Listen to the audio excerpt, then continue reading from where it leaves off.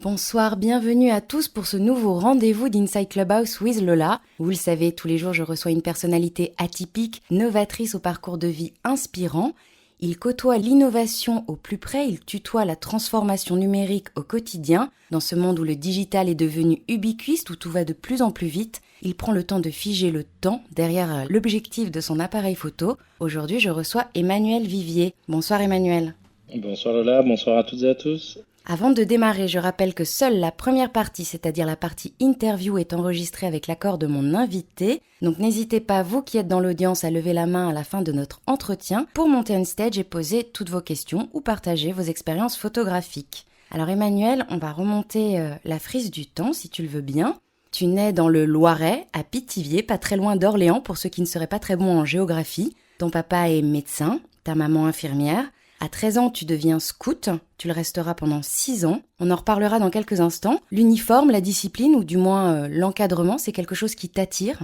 Alors, je sais pas si c'est l'uniforme qui m'a attiré, je pense que c'était plus d'être dehors, d'être en équipe, de faire pas mal de choses finalement à un âge où normalement on ne donne pas forcément la liberté ou la responsabilité de te balader avec une hache, un couteau en forêt tout seul. Donc c'est finalement plutôt sentiment de liberté et puis de pouvoir apprendre plein de choses avec finalement cette chance que dans le scoutisme, que tu sois intéressé par, je sais pas, l'artistique avec l'éveillé, le bricolage, la survie, enfin finalement, ça, c'est vraiment une invitation à découvrir des tonnes de sujets différents et de se rendre compte que quelle que soit la personne, finalement, il y a matière à réussir d'une manière ou d'une autre ou de découvrir une passion. Alors après le bac, tu intègres une prépa pour Saint-Cyr au lycée militaire de la Flèche. D'où te vient cette vocation militaire? Alors, c'est un peu compliqué, ouais, au Prytanée de la Flèche. Alors déjà, moi j'ai une partie de ma famille qui était dans l'armée de terre, un oncle général, une cousine dans la marine, un cousin dans les pompiers et un autre dans l'armée de terre. Par contre, côté de mes parents, pas du tout le cas puisque étaient médecins et infirmières. Mais c'est vrai que finalement, il y avait un petit peu cette idée découverte au scout de dépassement de soi, de camaraderie. D'être actif, etc. Et bah, ça paraissait la suite logique finalement d'essayer de préparer Saint-Cyr, donc l'école officielle de l'armée de terre. Euh, Bonne chance pour moi, ça a été la première année où il y avait une nouvelle voie ouverte à Sciences Éco, puisque jusqu'à maintenant c'était essentiellement des Cagnes, Hippocagnes et Maths Sup, Maths P. Et donc 26 places pour toute la France. Je décide de rejoindre le lycée militaire du Prytanée à la Flèche. Et là, je découvre un autre monde au-delà de l'armée. On va dire un écosystème que j'avais pas forcément beaucoup côtoyé au préalable. Eh ben oui, et il y a plusieurs semaines de cela, j'interviewais David Corona, un ex-GIGN, qui me racontait les quelques mois d'entraînement avant d'intégrer l'unité d'élite. Il comparait cette période à l'enfer sur Terre. Toi aussi, en prépa, tu traverses 7 semaines de bizutage un peu hard. Alors, je vais quand même pas oser prétendre que ça ressemble ni près ni de loin à l'entraînement du GIGN, j'ai un peu trop de respect pour eux, mais effectivement, bah, à petite échelle ou à notre échelle d'étudiants, c'est effectivement, on va dire, un bain assez surprenant, hallucinant. Je l'ai pas du tout mal vécu parce que c'est très bien pensé, même si c'est très étrange. Enfin, j'essaie d'expliquer un petit peu ça. En fait, lycée militaire de la Flèche, il y a des traditions d'année en année par les étudiants. Contre laquelle l'administration officiellement essaie de lutter, hein, puisque maintenant bah, on sait toutes les dérives qu'il pourrait potentiellement y avoir, sachant que je ne dis pas qu'il y en avait du tout à mon époque, mais donc il y a vraiment une deuxième hiérarchie, qui est celle des deuxième, troisième, quatrième années, etc., qui est ancrée depuis des années, voire des dizaines, voire peut-être plus d'années. Et l'idée, c'est en 7 semaines, vraiment de prendre des gens qui viennent de tout horizon, certains qui ont déjà fait le lycée militaire, c'est-à-dire qui ont déjà démarré au collège et au lycée, d'autres qui viennent du civil, le PEX, comme on dit là-bas. Et finalement, c'est de créer, de souder bah, cette promotion, enfin en tout cas ces étudiants entre eux d'une manière très très forte, puisqu'aujourd'hui, je connais toujours mon matricule et je suis toujours en contact avec pas mal d'anciens et on s'appelle encore par notre matricule, donc ça forme. Mais l'idée, c'est effectivement de fusionner des individualités dans un collectif, c'est de monter les gens en puissance au niveau sportif pour préparer les concours de Saint-Cyr, de monter la mémoire de tous les élèves pour être capable bah, d'être meilleurs tout simplement en prépa, alors que normalement la prépa c'est chacun pour soi, et surtout de casser cette individualité, cette compétition entre étudiants pour faire un collectif. Et donc ça se fait pas tout seul. Et ça se fait à travers bah, tout un tas d'épreuves. L'idée, c'est surtout pas d'humilier les étudiants, mais c'est vraiment de créer des défis collectifs, de les faire penser ensemble. Et donc, ça va de tous les soirs apprendre un texte par cœur, le réciter une ligne sur deux. Et évidemment, à chaque fois qu'on se trompe, on pompe, mais on pompe avec son deuxième ou son troisième année. Ce qui fait qu'assez vite, on se rend compte qu'il vaut mieux retenir les choses que de faire des pompes. C'est un peu moins fatigant et donc on développe sa mémoire de manière assez intense. Chaque fois qu'évidemment quelqu'un fait une bêtise ou une erreur, c'est toute la promo qui prend. Donc assez vite, on pense collectif et on fait attention aux plus faibles, aux plus lents, pour pas que tout le monde prenne. Et puis, bah, on développe son niveau sportif parce que quand on va courir 8-10 km plusieurs fois par semaine, qu'on monte des cordes de 5 ou 6 mètres, même si au début on n'a pas forcément la condition physique adéquate, très vite on se met au niveau et effectivement ça termine la dernière semaine au bout de 7 semaines où on a quasiment, enfin on dort de moins en moins, on a des épreuves de plus en plus complexes, de plus en plus de pression. Effectivement, on doit aussi se présenter à son arbre généalogique des années précédentes, au deuxième, troisième, et puis aux Saint-Cyriens, et puis aux gens qui sont en poste dans l'armée, avec des lettres écrites, manuscrites, sans erreur, sans faute, sinon tout ça est déchiré. Et voilà, je ne vais pas dire qu'on meurt un peu d'épuisement, mais effectivement, ça permet de passer un cap, et ça nous permet d'être ultra soudés le reste de l'année, de connaître effectivement par cœur les noms, prénoms et postes de tous les autres étudiants qu'on doit retenir, donc on doit apprendre les trombies par cœur.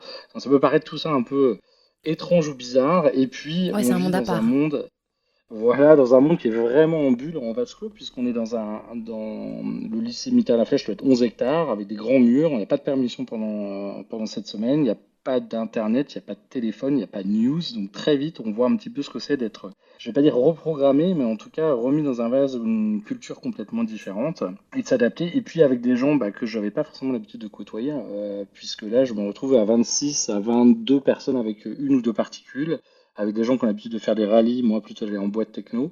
Et donc j'emmène mes camarades en boîte techno à côté de la flèche et eux m'apprennent le rock dans les rallyes avec la Légion d'honneur. Donc voilà, c'est un bon échange de procédés. Et effectivement, une année riche en expérience et en apprentissage. À un moment donné, tu envisages même d'être para. Aujourd'hui, on le sait, tu es une pointure dans l'univers du digital. Le goût du risque, c'est quelque chose que tu gardes de cette époque-là? Alors, je sais pas si on prend beaucoup de risques dans le digital, pour être très franc, hein, on risque pas de mourir et on sauve Non, pas c'est des sûr. vies. Mais effectivement, dans la logique de préparer Saint-Cyr, j'avais à l'époque, on pouvait faire une préparation militaire parachutiste avant son service pour être sûr d'aller au para pendant son service. Bon, entre-temps, le service a été annulé. Pas de chance pour moi ou tant mieux pour moi. Et effectivement, vu le nombre très réduit de places à Saint-Cyr et ne pouvant en lycée militaire présenter que le concours de Saint-Cyr, j'ai décidé de faire ma deuxième année de prépa dans le civil, préparer aussi des écoles de commerce. Bien, tant mieux pour moi puisque bah, malheureusement j'ai pas eu le niveau pour Saint-Cyr, qui est quand même très très dur comme concours. Et j'ai terminé en école de commerce à Cage, où j'ai eu cette chance, effectivement, bon, mon père bidouillait déjà beaucoup les ordinateurs, mais d'avoir une des écoles, une des premières écoles de commerce à l'époque qui était déjà connectée à l'Internet, une des premières où on a eu des cours d'HTML, de création de sites web, et on va dire, je suis tombé assez rapidement dans la marmite du digital, à l'époque où, effectivement, c'était encore vraiment les débuts du début, quoi, en 96 ou en 97, quelque chose comme ça. Alors à la fin de la première année de prépa, tu quittes le Prytanée, direction Marseille où tu intègres une école de commerce, Kedge, qui à l'époque est une des premières écoles à être tournée vers le digital. Enfin, on est à la fin des années 90, on va plutôt parler d'Internet, et ça va en quelque sorte changer ta vie. Bah, effectivement, on a cette chance d'avoir un accès à un nouveau média. Bon, j'avais dû me connecter une ou deux fois chez moi, mais je pense que personne se rendait compte à quel point ça allait changer le monde et changer nos vies et changer nos jobs. C'était bon, c'était un peu rigolo. On allait surfer sur la toile, il n'y avait pas grand-chose, quelques gifs animés, puis Netscape est arrivé, et puis les débuts de la visio à l'époque, c'était web meeting avec des connexions pas fameuses, les emails, les sites web, le HTML, il y en a qui ont dû connaître FrontPage, Dreamweaver ou Notepad pour coder les premiers sites. Et effectivement, ayant remonté une des associations de l'école, qui est un peu l'équivalent du Petit Paumé ou du Ch'ti, qui s'appelle le Citadingue, qui est le guide gratuit de la ville, n'ayant pas beaucoup de budget, d'abord on a fait les maquettes en Quark Express et en Photoshop, et puis très rapidement on a fait le site web que j'ai codé en HTML avec un peu de Flash. Et ça m'a permis d'en savoir suffisamment pour ensuite, bah, au moment des stages, candidater dans des agences digitales. On appelait ça des web agencies à l'époque, sur Paris. Au début des années 2000, tu pars faire le tour de l'Amérique latine et sur place, vous créez une sorte de blog avant l'heure où vous postez des photos de voyage. Aujourd'hui, ça semble presque bateau, mais je rappelle qu'il faudra attendre encore 10 ans à ce moment-là avant qu'Instagram ne soit lancé. Et ben effectivement, après cette année, donc enfin c'est 6 mois en agence web, donc qui était une année césure, on lance un projet America 2000, on part avec deux camarades de promo, Benjamin Deronçard et Jean-Claude Renaudin, et on décide de faire le tour de l'Amérique du Sud. Alors au début, on voulait aller jusqu'au Mexique, on s'est un peu rendu compte sur place que c'était un peu plus grand qu'on imaginait, et effectivement, on s'est dit, bah évidemment, on va faire des photos, on va partager tout ça, mais à l'époque, on emmène le DVD à Dreamweaver, on installe le FTP dans chaque cybercafé, on scanne les photos pour en faire des petits modules flash, on code tout ça. Enfin, il faut quasiment réinstaller un ordinateur qu'on n'avait pas avec nous. Il n'y a pas d'ordinateur vraiment portable, en tout cas, c'était pas faisable de le transporter. Et donc, c'était assez amusant. Voilà, je me rappelle, c'était sur Multimania. C'était vraiment les débuts de l'hébergement. Il n'y avait pas encore vraiment de serveur ad hoc. Et bah, effectivement, ça nous a permis d'abord de rassurer un peu nos parents à distance, parce que quand on fait le tour du Chili à la Colombie et qu'on n'a pas de téléphone portable à l'époque, qu'il y a des connexions, mais enfin pas partout, ça peut faire un peu flipper, mais c'était une belle découverte du voyage, de l'espagnol et de pas mal d'aventures là-bas. Ton diplôme en poche, tu t'envoles pour le Canada où tu fais un MBA de web marketing et e-business. Et puis, comme au début des années 2000, le web n'est pas encore tout à fait ce qu'il est aujourd'hui, on parle d'un temps que les moins de 20 ans ne peuvent pas connaître. Toutes les boîtes donc t'ouvrent leurs portes, te déroulent le tapis rouge puisque tu t'es vraiment déjà dans le web. Et puis surtout, il y a un événement au mois de septembre 2001 qui fait éclater la bulle Internet. C'est le 11 Voilà, septembre. alors, pas de bol pour moi, donc je finis le MBA, le voyage, etc. Là où quelques mois avant, donc quand je cherchais un stage, tout le monde chassait, bah là c'est l'explosion de la bulle. En live, je me rappelle, j'attendais mes résultats de candidature dans différentes entreprises. Je vois bah, l'avion du 11 septembre, je pense que tout le monde se rappelle un peu où il était ce jour-là, sans vraiment comprendre bien ce qui se passait, sans vraiment y croire au début. Et avant de se rendre compte que bah, malheureusement, ça entraînait assez vite une crise économique et mes candidatures aux États-Unis, bah, c'était terminé. Et je cherchais en Angleterre parce que je voulais bosser à l'international. Et finalement, c'est un chasseur en Angleterre qui m'a contacté pour un poste à Luxembourg, au Grand-Duché. Alors, ça me paraissait pas ultra exotique, mais étant allemand première langue, à défaut de revenir en France, je me suis quand même dit, bon, voilà, ça se tente. Et j'avais un de mes colocs de l'école de commerce de Marseille qui était déjà installé là-bas chez Anderson Consulting, donc a explosé après avec Enron quelques années après. Et donc, je me suis dit, bah, pourquoi pas, on fait des bagages et on part à Luxembourg. En 2002, tu montes une agence de com digital qui en peu de temps devient une référence en matière de pub, digital et de social media. Tes clients s'appellent Nokia, Warner Bros, ArcelorMittal, Chanel ou encore Disney. Est-ce que c'est en gérant des concepts créatifs pour ces marques que tu es touché par le virus de la créativité et sensibilisé à l'esthétique de l'image?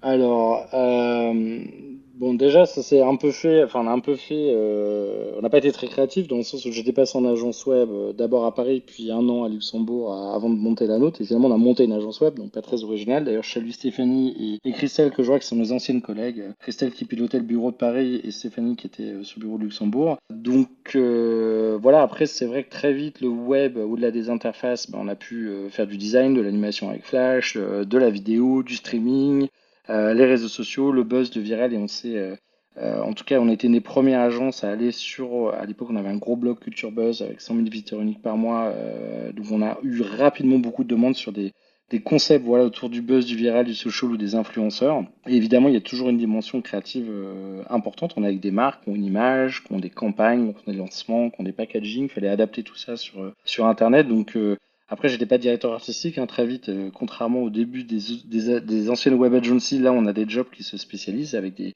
directeurs artistiques, des développeurs, des chefs de projet, des consultants, des directeurs de clientèle. Mais en tout cas, ouais, ça a été l'occasion, et malgré le fait on ait démarré au Grand-Duché et pas pour des questions d'impôts, vraiment parce qu'on y habitait, et après avoir fait les quelques premiers clients sur place, on a eu cette chance bah, de réussir assez vite, grâce à ce positionnement un peu atypique sur le buzz de Viral, à avoir des compétitions, entre autres à Paris ou dans d'autres pays, avec des belles marques qui nous ont un petit peu confié ce nouveau sujet que les autres agences traditionnelles ne savaient pas trop prendre.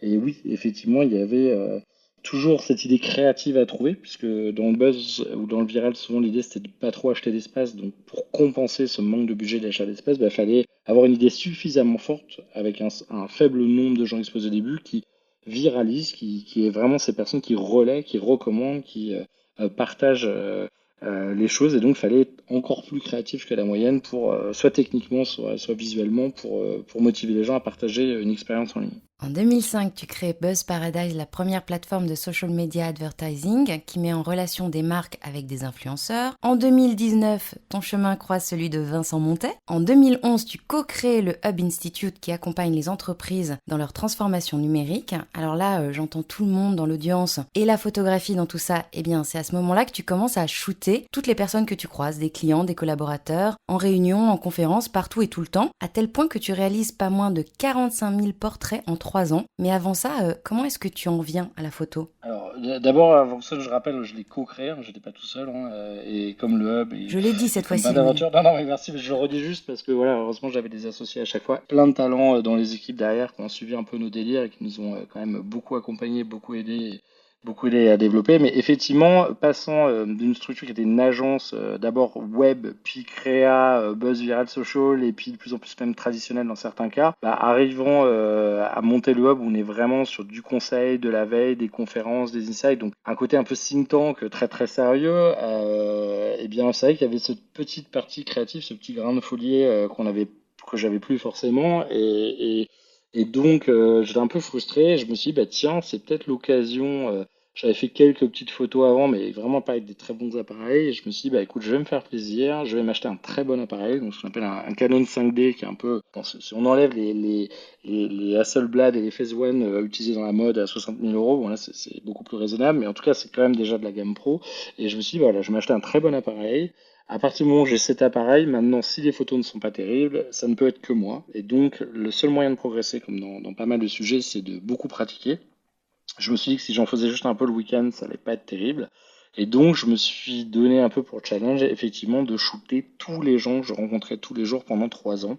Ce qui a au début beaucoup surpris beaucoup de monde, hein, mes meetings, mes clients, mes prospects me regardaient un petit peu chelou quand à la fin du café, du déjeuner ou du meeting, je leur demandais de prendre un ou deux clichés, puisque en général c'est assez difficile de demander beaucoup plus à des gens qui ont ni envie de poser, qui ne sont pas là pour ça. Mais le fait d'en avoir fait énormément pendant 3 ans, puis de progresser dans la lumière, de faire poser des gens, dans la retouche, bah, ça m'a permis tout doucement d'avoir des gens qui les mettent en photo de profil. Et j'en croise encore régulièrement sur Facebook. Et puis, bah voilà, tout simplement de progresser, de s'améliorer en technique, d'aller suivre quand même de temps en temps quelques workshops avec des bons photographes qui ont cette générosité d'échanger avec nous un peu leur expérience et leur expertise, et puis surtout beaucoup de bouffées du YouTube sur lesquelles on a cette... Enfin, moi, c'est Internet, je trouve ça tellement génial parce on pourrait chercher n'importe quel sujet ou quel réglage, n'importe quelle question hyper précise ou technique liée à la photo et pas mal d'autres sujets, on va toujours trouver un tuto sur YouTube de quelqu'un. Il faut mieux parler anglais. Mais en tout cas, on est rarement bloqué sans aucune réponse et à la limite, on pourrait poser une question à quelqu'un le cas échéant.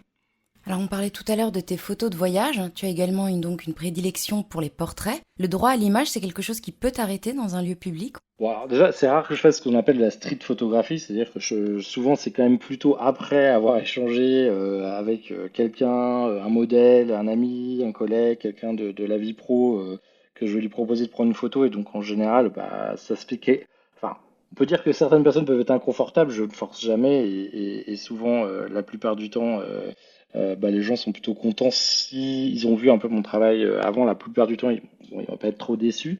Maintenant, effectivement, ça pose plein de questions. La photo, en théorie, en France, on est assez libre de prendre des photos dans l'espace public, hein. Maintenant, est-ce qu'on est là pour... Si quelqu'un n'aime pas une photo, ça m'est déjà arrivé de retirer des photos que moi j'aimais bien. D'ailleurs, j'ai fait une très belle photo de Georges Mohamed Cherif de Buzzman, mais qui ne l'aimait pas. Et ben, je l'ai enlevé.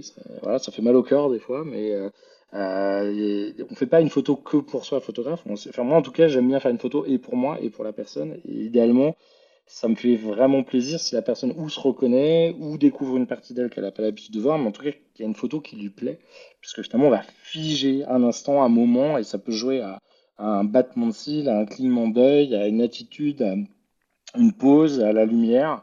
Donc c'est vraiment toute cette difficulté à la fois de maîtriser la technique, mais surtout de mettre à l'aise la personne, et puis à la limite d'avoir une expression, un moment un peu drôle, un peu sympa de la personne, et qu'on va bah, emmener voilà, comme ça pour la vie, puisqu'elle va être figée.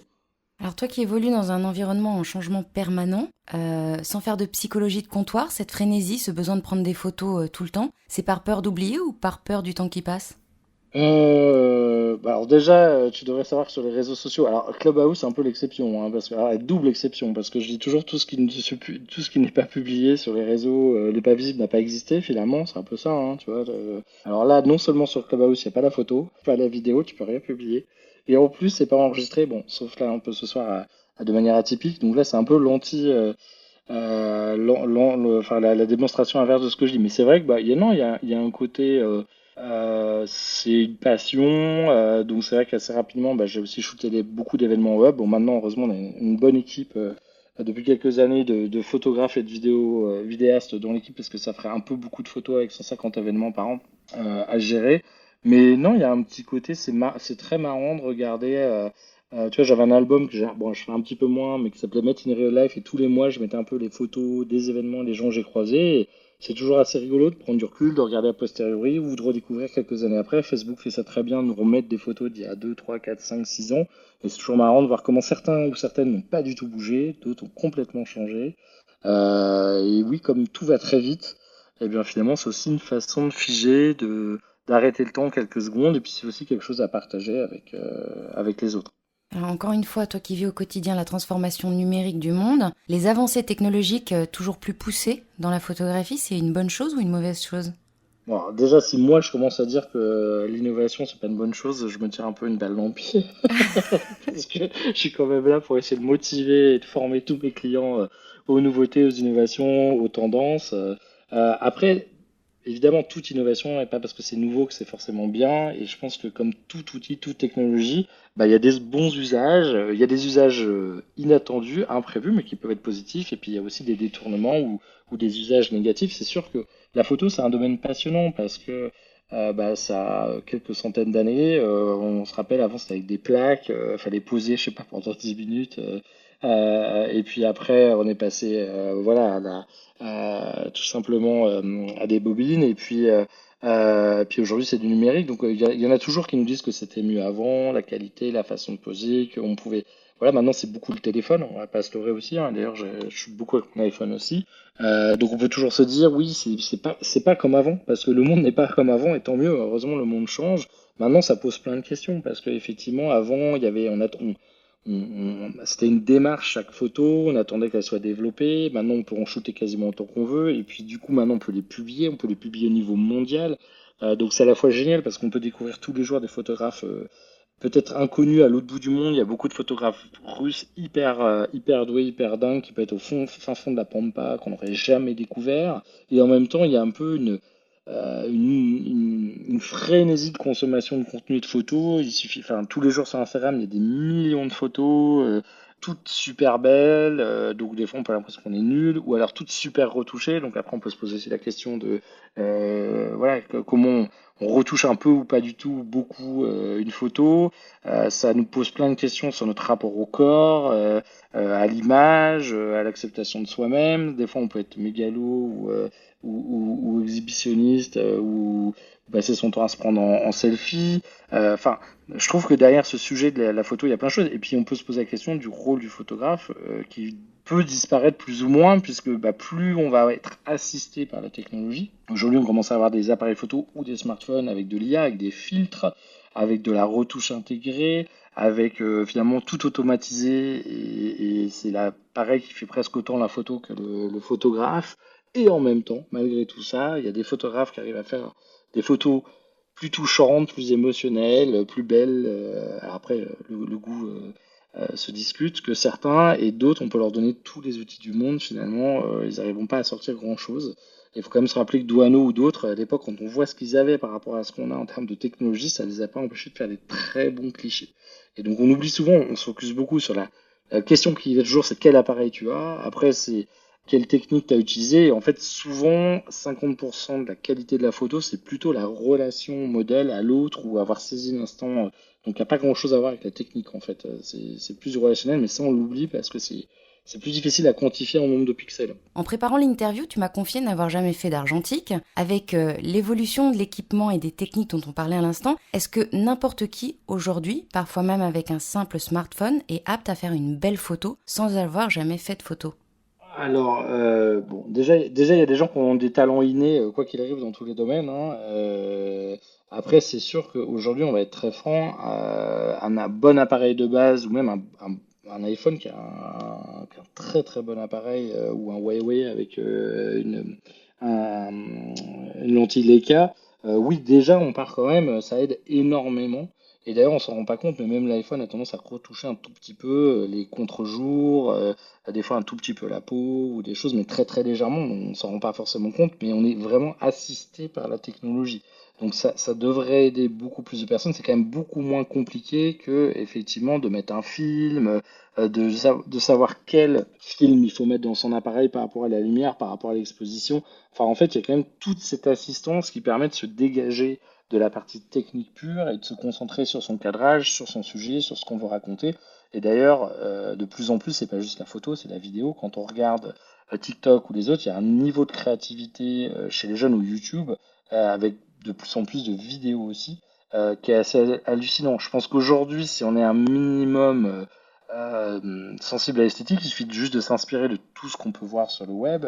On peut très vite faire des bons clichés, en tout cas. Après, faire des clichés talentueux, je pense pas que c'est forcément une question. Alors, l'entraînement, ça aide, mais après, il y a des gens juste super doués qui ont l'œil et qui peuvent être nuls en technique, hein.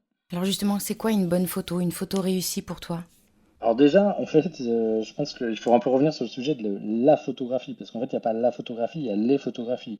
En fait, j'ai découvert tout doucement que bah, il y a la photographie de mode, il y a la photographie de portrait, il y a le photo, la street photographie, le photojournalisme, la photographie d'art, la photographie alimentaire, enfin de nourriture. Il y a la photo, enfin franchement, il y a, enfin la photo de nature morte, d'animaux, la macro-photo sur tout ce qui est plantes. Enfin, en fait, on s'aperçoit qu'il y a plein de chapelles enfin, qui peuvent être plus larges ou plus spécifiques. Les paysages, la photo de voyage. Enfin, je pourrais en citer encore plein. Et donc déjà, peut-être qu'une très bonne photo de voyage me parlera et parlera pas à quelqu'un d'autre. Peut-être qu'une photo de mode, on pourra la trouver moche alors que quelqu'un d'autre l'aimera.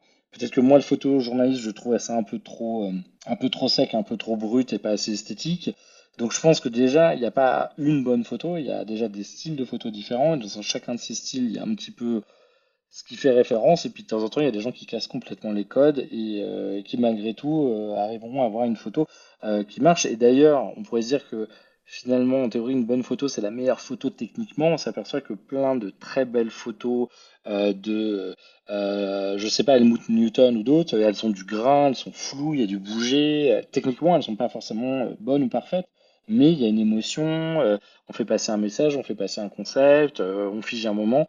Après, j'ai vraiment envie de dire, la beauté, elle est vraiment dans l'œil de l'audience, tout simplement parce que bah, chacun a son goût, chacun a son avis, chacun a ses thèmes ou ses sujets de prédilection. Il y a l'astrophotographie aussi, avec les gens qui photographient des étoiles ou des galaxies. Donc, vous voyez, il y en a pour tous les goûts. Tu parles d'Helmut Newton. Qu'est-ce qui nourrit, toi, ton approche photographique? Alors, bah, t'as toujours, enfin, j'aurais du mal parce que tu vois, j'ai une liste de 250 ou 300 photographes que je suis, mais en gros, t'as toujours les poids lourds, hein, un peu les références, Annie Leibovitz, Helmut Newton, effectivement, plus récemment de Marchalier ou Mario Testino, bon, plus sur l'ONU. En créa, il y a Formento Formento ou le Turc Photographie qui ont vraiment des univers très forts, très marqués, avec un style qu'on peut reconnaître à demi-kilomètre. Et puis, effectivement, plus sur du nu, tu vas avoir Martial Lenoir, Nicolas Larrière, Arthur Hubert Legrand. Enfin, après, Sacha Leyendecker ou Stéphane Rappot. Voilà, c'est un peu plus près de nous, hein, ils sont en activité. Et puis, il y a pas mal de photographes russes. Alors, j'aurais pas tous les. Il y a Alexander Vinogradov et d'autres, mais eux, ils sont très très bons sur la lumière. Ils ont une façon de traiter la lumière qui est assez hallucinant. Puis après, tu vois, j'ai une ancienne du hub, Ilana Kael, voilà, qui a quitté le hub pour se mettre full time à la photographie, qui est désormais photographe et qui fait des très très belles photos, qui s'améliore de jour en jour. Donc comme quoi tu peux être très connu et très vieux, tu peux être actuel ou tu peux être tout juste débutant. Je pense qu'il y a de la qualité un peu partout et effectivement tous les jours on découvre grâce entre autres aux médias sociaux, mais aux expos, galeries, etc. Ou aux magazines, parce que dans la photo, le magazine print existe toujours. On découvre énormément de talents. On le sait, avec l'avènement des réseaux sociaux, la course à l'image parfaite est presque devenue une sorte d'obsession, au point qu'il existe aujourd'hui des centaines d'applications, et tu en parlais tout à l'heure, ultra intuitives qui aident à la retouche, proposent toutes sortes de filtres, etc. Toi aussi, tu as succombé aux sirènes du traitement de l'image?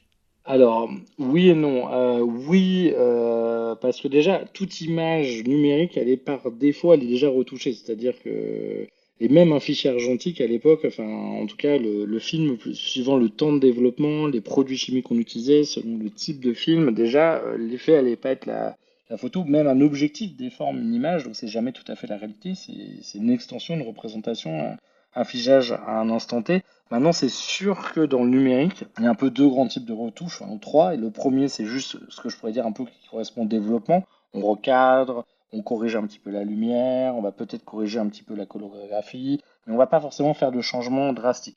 Après, on va, dans certains cas, sur les portraits ou la mode, commencer déjà là à retoucher un tout petit peu la peau, une mèche, un œil, un contraste. Et là, toute la difficulté, c'est de savoir jusqu'où on va. Et je vais être très franc, comme tout le monde, quand j'ai démarré, assez vite, on y va à la truelle, parce que c'est génial en Photoshop, il y a plein de filtres, et c'est super, et on va enlever toutes les imperfections de la peau et toutes les rides. Et à la fin, on va se retrouver avec une poupée de cire. Et quand je vois certaines de mes premières photos qui sont toujours en ligne, j'ai un peu mal aux yeux.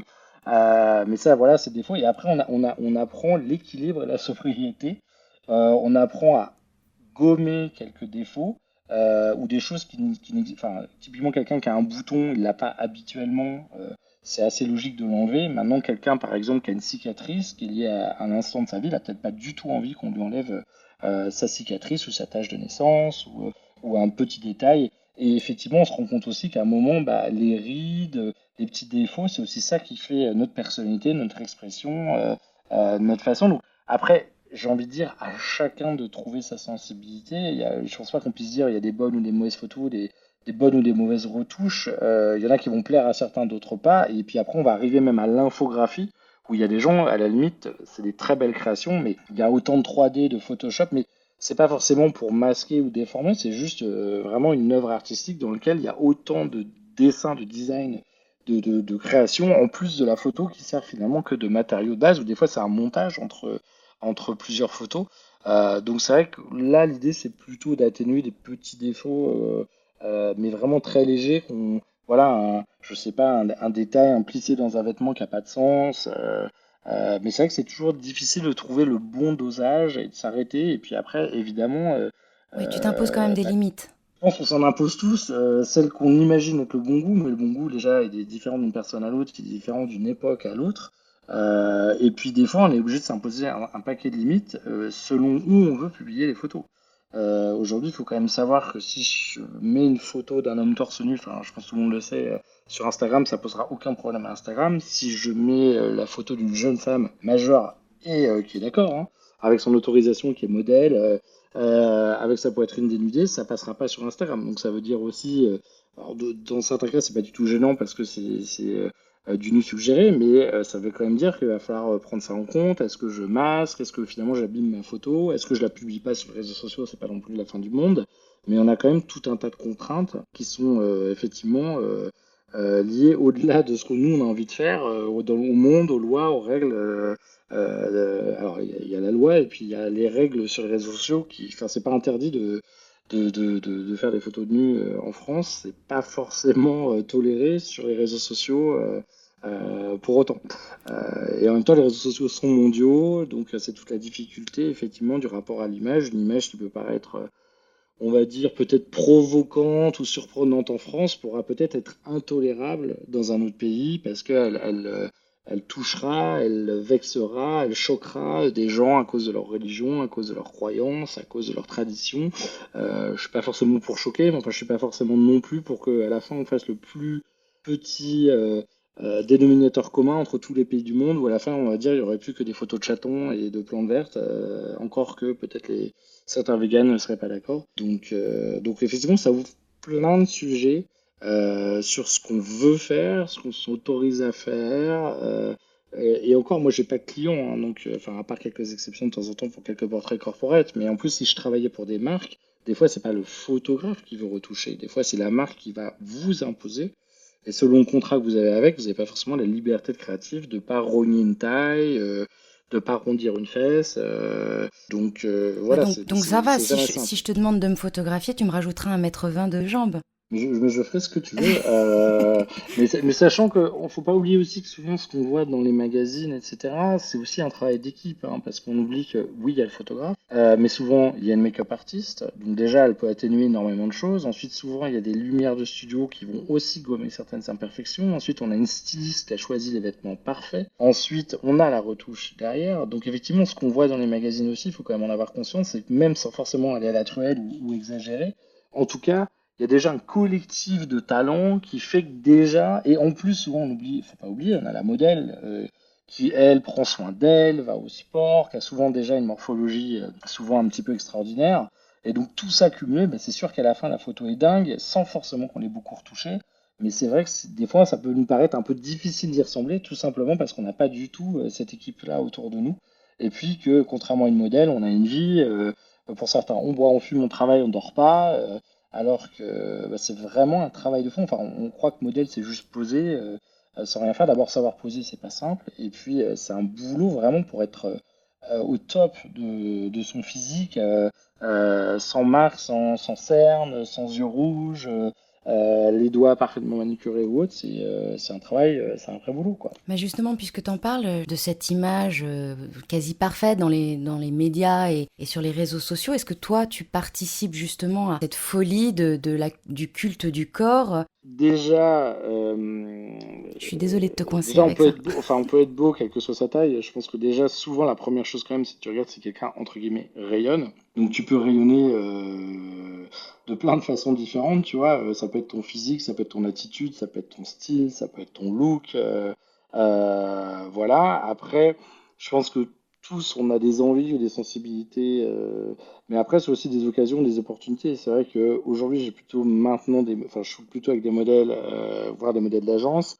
C'est vrai que la plupart du temps, quand tu es en agence, malheureusement aujourd'hui, même si c'est en train d'énormément changer par rapport à il y a 10 ans dans la mode où tout le monde était stéréotypé, au cordeau, maigre, voilà, on voit que de plus en plus, à la limite, si aujourd'hui tu as un look atypique, si tu as des taches de vitiligo, si, je sais pas, tu es albido, si effectivement tu es un mannequin large, bah, de plus en plus il y a des opportunités. Alors peut-être pas dans un défilé de mode, encore que chez Gaultier ou d'autres, on commence à bien faire la place à ces profils-là, mais en tout cas dans la pub, dans la photo, etc., on a une plus grande diversité. Maintenant, c'est vrai que j'ai peut-être aussi moins de sollicitations, tout simplement parce qu'elles sont plus rares. Enfin, en tout cas, elles ont peut-être eu la voie plus barrée et se sont moins autorisées à avoir envie. Mais après, tu vois, quand j'ai fait mes 45 000 portraits de rencontres de clients, de personnes, j'ai pas fait le tri, hein. J'ai shooté tous les gens et j'espère que pour chaque personne que je rencontrais, quel que soit son âge, son sexe, son origine ou sa morphologie, bah, j'ai réussi à faire une belle photo d'elle. Et oui, il y avait plus d'une personne, on va dire, ronde. J'essaie aussi voilà, de shooter des personnes de différentes origines. Après, c'est aussi beaucoup, des fois, un peu de la coïncidence, de la rencontre, des gens qui sont venus vers moi qui suis allé vers eux. Mais je suis pas du tout fermé. Et je pense qu'il y en aura de plus en plus, et c'est tant mieux, parce que bah, je pense qu'on voit tous les jours dans la rue, on est très variés, très mélangés, et il y a plein de façons de shooter les gens ou les choses. Donc en tout cas, n'hésitez pas, si vous avez des candidatures à envoyer pour faire des photos, avec plaisir pour regarder ça. Les réseaux sociaux, tu en parlais tout à l'heure, sont assez prudes avec la nudité notamment, alors que les médias, eux, on a l'impression qu'ils ont aucune limite ou que presque rien n'est imposé. On se souvient tous je pense, de cette image choc qui a fait le tour du monde en 2015 où on voit ce petit garçon syrien de 3 ans échoué sur une plage turque. Est-ce que l'on peut tout montrer? Alors, est-ce qu'il faut Telle est la question. ça dépend qui, ça dépend où, ça dépend quoi, mais ce que je veux dire, en tout cas, je fais quand même une grosse différence entre le photojournalisme, l'exemple et la création. Le photojournalisme, pour moi, à partir du moment où quelque chose existe, même s'il est choquant, même s'il est grave, je pense que c'est quand même la mission du journaliste ou du photojournaliste de montrer malheureusement aussi le pire de l'humanité. Alors pas que ça, mais je pense que ne pas montrer ce qui se passe, vraiment ne pas nous sensibiliser, nous alerter, quitte à nous choquer en nous disant il y a cette situation catastrophique, choquante, grave qui existe à l'autre bout du monde.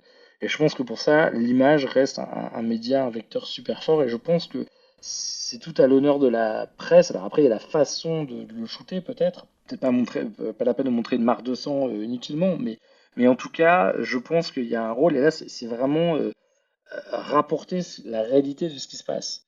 Après, dans la création, il y en a beaucoup qui vont dire, bah, là encore, hein, les artistes peuvent faire ce qu'ils ont envie, c'est leur liberté créative, et la provocation fait partie aussi du jeu. Et d'ailleurs, ce qui peut me choquer ou me provoquer ne provoquera ou ne choquera peut-être pas du tout mon voisin, ma voisine, quelqu'un dans un autre pays, ou d'ailleurs ne nous choquera plus du tout dans 10 ans, parce que je pense que quand on voit des choses dans les années 50, 80 qui, à l'époque, étaient le top du punk, aujourd'hui on rigolerait bien.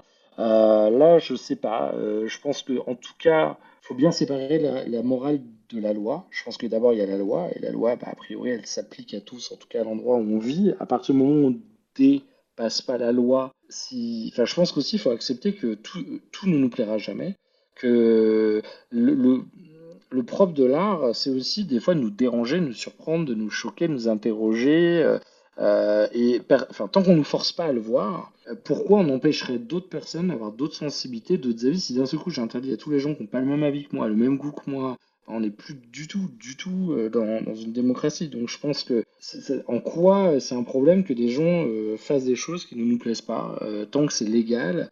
Voilà, il y a la morale et la légalité, c'est pas tout à fait la même chose. Et effectivement, ce qui est un peu gênant sur les médias sociaux, même si c'est leurs applications, donc ils y font ce qu'ils y veulent, c'est que finalement, de temps en temps, ils créent des règles qui ne sont pas liées aux règles du pays. Enfin, alors, la nudité, quand elle est suggérée, on peut mettre des fesses, hein, sur Instagram, ça marche très bien, il n'y a pas de souci.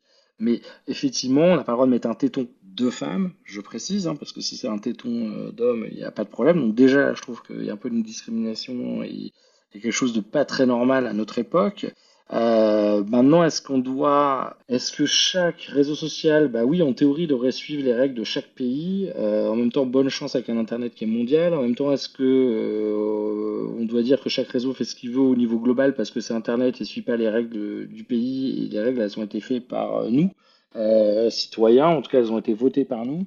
Ou indirectement nos représentants, ça pose plein de questions, plein de sujets, et je pense que si j'avais la réponse, je pourrais vendre une mission très très chère à Zuckerberg pour lui donner la réponse sur l'art de modérer en multi-religion, multi-pays, multiculture. Donc on voit que c'est pas évident, et même avec la technologie pour nous aider. Emmanuel, tu photographies souvent, enfin de temps en temps, des femmes dénudées pour des shootings de mode. À quel moment la photo cesse d'être de l'art et devient obscène? Je pense notamment à David Hamilton qui avait l'habitude, sous couvert de son art, de prendre des photos de très jeunes filles, ce qui n'est pas ton cas évidemment, mais quel moment en fait l'art cesse d'être de l'art? Alors oui, déjà, moi, je tiens à insister, je photographie des gens Oui. matures et volontaires, hein, enfin, avec leur accord. Mais bah, en fait, c'est pas évident parce que je pense que David Hamilton, à l'époque, il n'y avait aucun problème dans le sens où ça choquait pas grand monde et on savait pas forcément ce qu'on a découvert après par la suite sur lui, hein.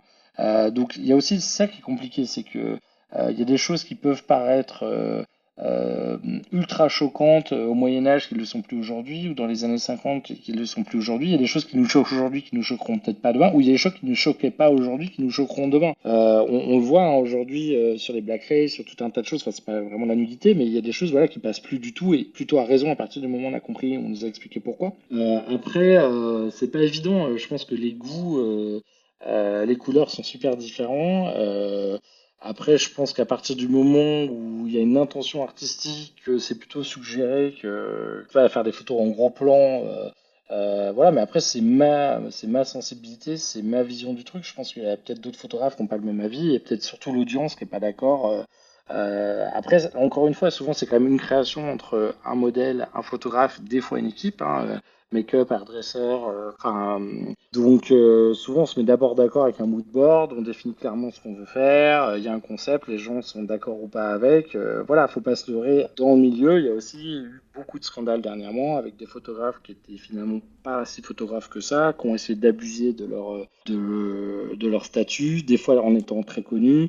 Mais bon, finalement c'est un peu comme MeToo dans d'autres domaines et qu'on pu profiter de cette situation-là. Donc je pense qu'à partir du moment où on est très clair, tout est bordé, souvent il y a une équipe, c'est ce qu'il y a de mieux, hein. À partir du moment où il y a une équipe, bah, ça enlève un certain nombre de problèmes.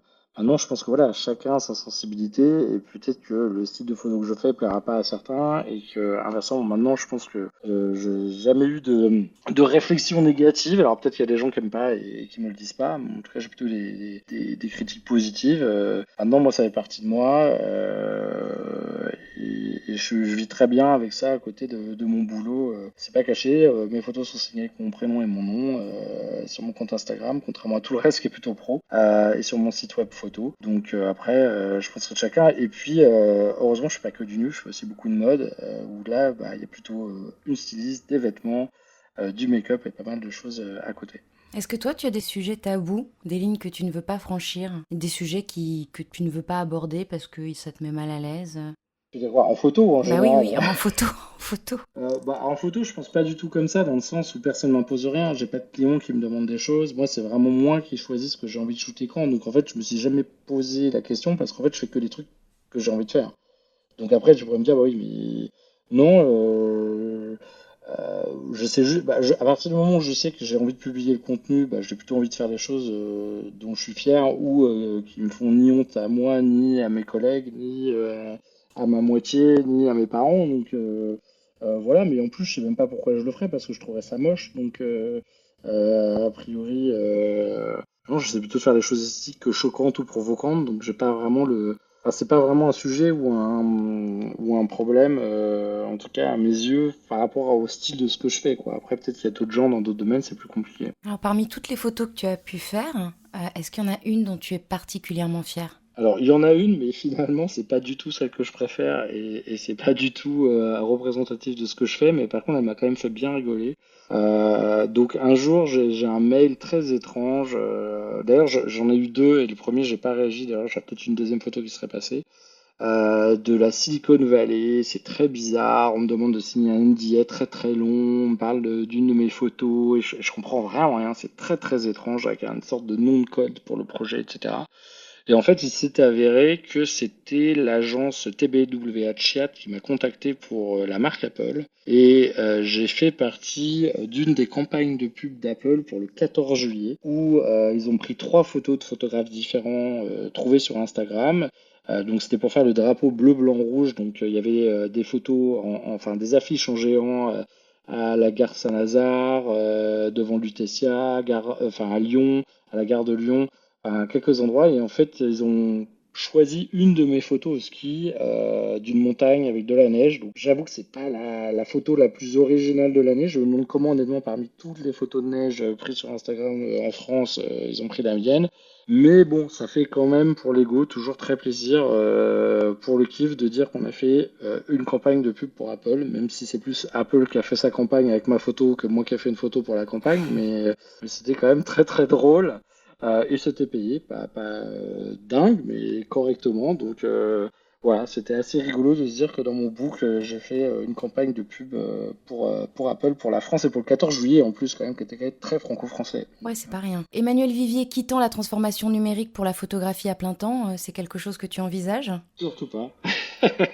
Surtout pas, parce que, enfin, en fait, ce qui est très drôle, c'est que j'ai beaucoup de gens, évidemment, quand ils ont vu que je commençais à en faire beaucoup, et effectivement, de temps en temps, à faire quelques shoots payants pour des portraits corporate ou autres, en fait, en discutant beaucoup avec bah, mes amis photographes professionnels, certains très talentueux et une très faible minorité très successful commercialement, la grande majorité m'a quand même raconté que bah, c'était très dur, très compliqué. Malheureusement, je le disais tout à l'heure, on est à un moment où il y a une production quasiment limitée de photos, une consommation très courte des photos, où toutes les négociations, enfin, tout le partage de valeur avec les artistes, la création descend, hein. On voit que les images de stock, et donc, quand je vois dans les galères potentiellement où ils se retrouvent et le fait que finalement ils font peut-être 5% du temps des photos qu'ils aiment et 95% du temps de l'alimentaire pour une bonne partie d'entre eux, je préfère faire de l'alimentaire qui me plaît et qui est quand même correctement rémunéré avec ce que je fais en conseil, en formation Web Institut et finalement vraiment faire des photos plaisir où j'ai pas de clients, pas de contraintes, je fais ce que j'ai envie, quand j'ai envie, avec l'équipe que j'ai envie. Et donc je pense que c'est un petit peu comme, je sais pas, on peut être passionné de cuisine ou de foot et on détesterait être joueur professionnel si bien même on avait le niveau, ou être au fourneau dans un restaurant tous les jours. Donc non, non, ça reste un vrai plaisir, une vraie passion, un vrai hobby, mais surtout pas un métier full-time dont je devrais dépendre économiquement avec des clients. Voilà. J'ai déjà des clients toute la journée que j'adore, avec leurs contraintes, mais sur la créa, j'ai envie d'être libre et de faire à ma façon avec l'équipe que je choisis. Est-ce que tu as prévu de faire une expo avec toutes tes photos? Eh ben, il y a plein de fois, on me l'a demandé, en tout cas, quand j'avais fait tous ces portraits, parce que finalement, j'ai quand même pas mal de gens de la tech et du digital en France sur un paquet d'années. Un jour, peut-être, quand je serai vieux, j'aurai plus que ça à faire. Déjà, je suis en train de faire l'acquisition d'une maison, donc j'espère que maintenant j'aurai de la place. Je pourrais, pourquoi pas, déjà imprimer en grand un certain nombre de mes photos. Donc, on verra, mais non, pas. Pas évident. Après, je pense que c'est encore une fois une question de temps. Et aujourd'hui, entre le boulot, la photo et essayer de garder un peu de temps perso, c'est un peu dur. Mais peut-être un jour, ouais. En tout cas, ça me ferait plaisir, ne serait-ce que pour que tous les gens que j'ai pris puissent se voir ou se revoir en grand, parce que c'est quand même pas du tout la même chose d'avoir sa petite photo Facebook ou d'avoir un beau tirage bien imprimé par un professionnel de l'impression. Mais je pense que si c'est le cas, voilà, ce sera plus pour offrir à tous les gens qui ont accepté d'être mes cobayes pendant tant d'années, plus que, voilà, encore une fois, pour se faire plaisir ou pour essayer de les vendre, quoi. Merci beaucoup Emmanuel, merci à tous d'avoir été présents. Retrouvez les clichés d'Emmanuel sur son site www.emmanuelvivier-photo.com. Si vous êtes féru de transformation numérique, procurez-vous d'urgence, si ce n'est pas déjà fait, les livres d'Emmanuel, de vraies bibles pour tous les initiés. N'hésitez pas à suivre les personnes on stage et autour de vous. Je ne le répéterai jamais assez, l'essence même de Clubhouse, c'est l'échange et la collaboration. Vous pourrez écouter le replay de l'interview d'aujourd'hui grâce au lien qui se trouve dans ma bio ou dans le descriptif du club. D'ailleurs, n'hésitez pas à vous abonner, c'est gratuit. Quant à nous, on se retrouve demain à 21h. Je recevrai celui dont on reconnaît la voix et le phrasé instantanément. C'est notre monsieur Éloquence ici sur Clubhouse. Il s'agit bien évidemment de Thierry Watley. Bonne soirée à tous. Bonne soirée, merci.